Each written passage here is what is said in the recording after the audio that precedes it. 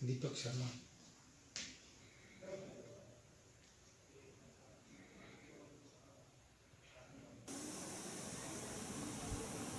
मेरा नाम ज्योति शर्मा है।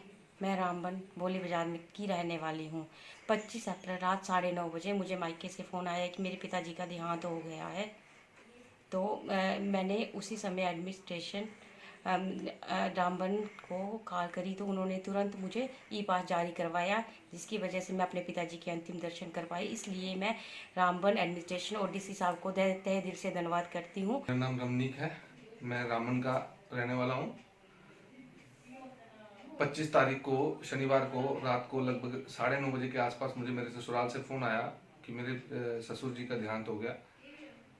तो उनके लास्ट राइट्स के लिए मुझे वहाँ जाना था, जो कि ज़रूरी था कि उसी समय निकले। और लॉकडाउन के कारण ई पास मिलना जो थोड़ा मुश्किल था, तो हमें उधमपुर जाना था। तो मैंने उस समय रामबन एडमिनिस्ट्रेशन से संपर्क किया, जिस पर डीसी साहब ने स्वयं संज्ञान लेते हुए त्वरित कार्रवाई की और तत्काल से मुझे पूरी फॉर्मेलिटीज पूरी करने के बाद लगभग आधे पौने घंटे के अंदर अपना ई पास जारी कर दिया, जिससे मैं 11:30 के आसपास 11:30-12 बजे के आसपास उधमपुर पहुंच गया और अपने ससुर जी के अंतिम दर्शन किए। मेरे साथ मेरी श्रीमती जी भी थी।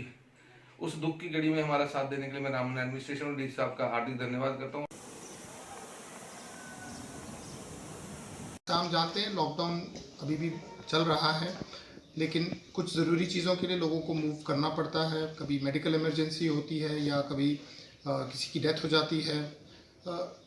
अलग अलग तरीके की इमरजेंसीज होती हैं और लोगों को सुविधा देने के लिए रामबन में भी हमने अब ई पास फैसिलिटी चलाई है। कोई पिछले 10-12 दिन से ई पासेस के लिए लोगों को सिर्फ कंप्यूटर में एक वेबसाइट पे जाके अप्लाई करना होता है और अपनी डिटेल्स अपलोड करनी होती है, एक फ़ोटोग्राफ अपनी अपलोड करनी होती है और आईडी कार्ड अपना अपलोड करना होता है। और with in very short span of time after they receive the acknowledgement, a decision is taken on their e-pass and the e-pass is delivered on their email. Email पे आ जाता है। इसमें सबसे ज़्यादा एडवांटेज जो हमें मिल रही है वो ये है कि even during the night sometimes people are applying and they are still getting there passes. So far approximately 170 people have been given passes to move from Ramban district to other districts of Jammu division, and some medical emergency cases have been allowed to move to SKIMS Saura. उसके अलावा approximately 1500 people within the district are moving for essential items, for essential commodities and medical related emergencies. I'm happy to see that this platform has been made available to us through NIC, and we are able to provide this service to people online because 2G services भी restored हैं, अभी चल रही हैं, तो it becomes easier, लोगों के लिए आसान रहता है।